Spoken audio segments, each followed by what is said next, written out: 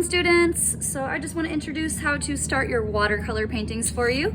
You're gonna need a ruler if you want to use the grid method so you can get proportions right. It'll make drawing a lot easier for you. Use a light pencil, so if you have your pencil boxes, you could use like an H pencil, HB pencil, something that's gonna be a little bit lighter while you're drawing. I took your photos, whether you're doing a border or no border. You're gonna wanna go, if you're doing the grid method, you can go every inch, and then it's exactly double the size of your paper. You could also, if you feel really confident or if you have super easy photos, you could do like every 2 inches on here and then every 4 inches on your paper. Whatever you do, you just have to double it. So if I'm doing every inch here, I'll do every 2 inches on my paper. Remember, on the photos, you can make your lines super dark because we won't have to erase these ever. But when we are doing it on our project paper, we want to go super duper light so that we can erase them. And with watercolors, we want to erase the lines before adding paint because we can't go back. Once we have paint on it, we can't go back and erase. So once again, every inch, you will have an extra ½ inch aside. That's totally fine. Scooch that ruler over. And again, I got that little short side. It's perfect. They're gonna match up great.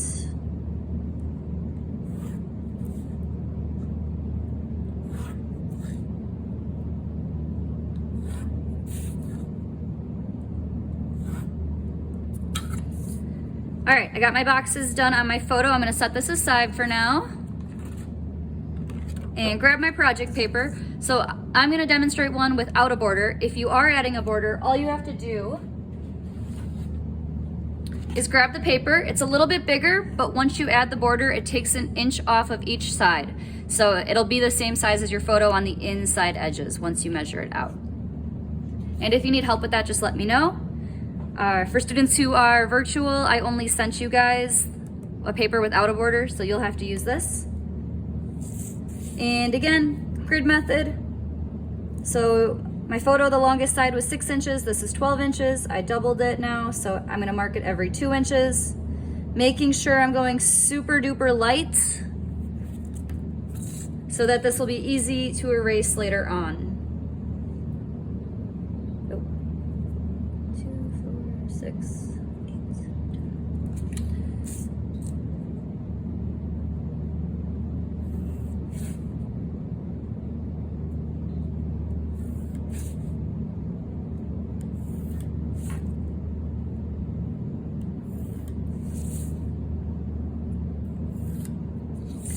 And then when you do your shorter side,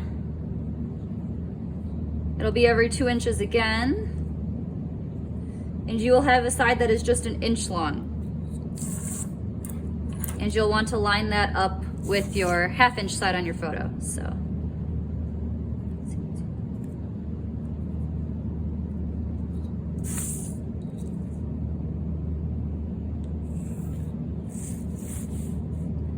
And I am drawing my lines a little bit darker than you should be, just so you guys can see it easily on my camera. Make sure yours are almost invisible, they're so light.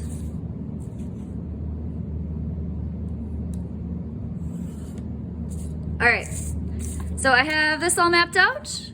I have my photo. So my ½ inch side is on the bottom. I just gotta make sure I have my paper facing the same way. That little extra inch side is on the bottom here. And then start drawing. So when you are drawing your landscape photos, it's a little bit different. You're not gonna draw in it as much detail as we did with our still life drawings. So for example, like I'm gonna start probably with the mountains in mind or marking out this like waterland first. I will start right in the middle with the mountain. Why not? The top of the mountain. So I am 1, 2, 3 boxes in, and I can start to see that top of the mountain. I just wanna draw the outside edges of it. Again, super light. Watercolor paints will not like to go over pencils, so you gotta be careful with that. The great thing about doing landscapes too is if you're like a little bit off on your mountains, your trees, usually people can't tell, so you kind of get to make it up a little bit.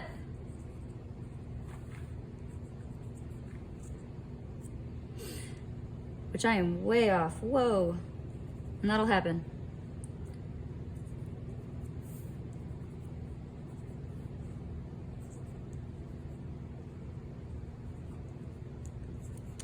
For trees, just like in that little tree video that we did some practice watercolor trees, again, I like to just kind of draw out where the trunk of my tree is normally, and then I have kind of like some little branches, just kind of the general gesture of the tree where it's gonna be. So super light. Most of the tree details are gonna be done with the paint like we did yesterday, and that's about it.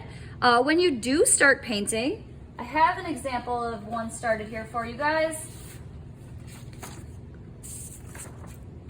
Switching photos here. So here is a different one I have started already. I got it all mapped out and drawn, and then I started to paint. When you start painting with watercolors, start with super light washes. What I am looking for when I'm grading these is that you are trying to layer up your paints. So you have to start light to be able to do that. Also, I suggest looking for your lightest colors first. If you have any white areas that you want to keep perfectly white, you might want to use some of the resist methods to block those areas out, such as the rubber cement, the white crayon method, or putting tape down. Then start with your lightest colors first. So if you have yellows, like in my photo, I have yellows in the sky. I will want to, and a little bit in the water there, reflecting. I'll want to start by adding yellows and just build your layers up. If you have darker colors, use those last, such as blues, purples, dark greens. And if you do have any black that you're planning to incorporate, do that at the very, very end. And that's about it. So those are my helpful hints for you guys on watercolor painting. Have fun.